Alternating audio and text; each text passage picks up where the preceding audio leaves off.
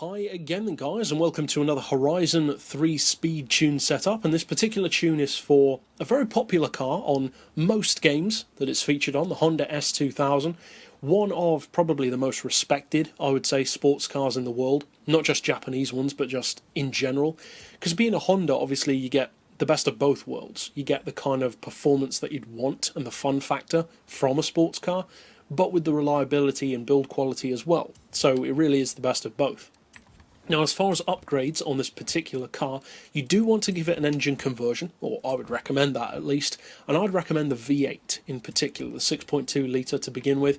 All-wheel drive I would always recommend if it is an option, unless of course you're opposed to it. Some people might be in the case of this car, so it's down to personal preference. Aspiration, we've gone for twin turbo.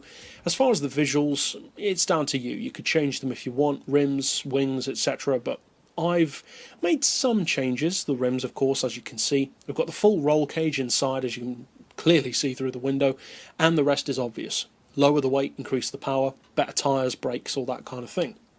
Now, as far as the tuning side of things, to really unleash that potential of that over 1,000 horsepower that you've got to work with, you can see it's very strong actually. For its power, 2 seconds, or technically 2.1 to 60, 4.1 to 100, and a fraction under 260 flat out. That's not bad at all, especially given that it's got around 500 or so horsepower less than many of the other engine converted vehicles which it's going up against, so that's not bad at all. For the gearbox, I'd recommend a final drive of 2.6, then individual gears of 2.9, 2, 1.5, 1.17, 0.95 and 0.78.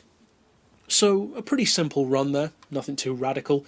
As far as the alignment, we've got neutral camber and tow, unless you specifically want to have some. You don't really need it with the all-wheel drive though. 3 degrees of caster. You could go even lower, but it's quite a nimble car anyway, so you don't necessarily need to for this one. Anti-roll, we've got 29 and 22, springs on 142, 183, and I've opted for the lowest ride height. Dampers on 13, 15, 6 and 7. Aero doesn't apply unless you change the wings, and I wouldn't recommend that for a high-speed car.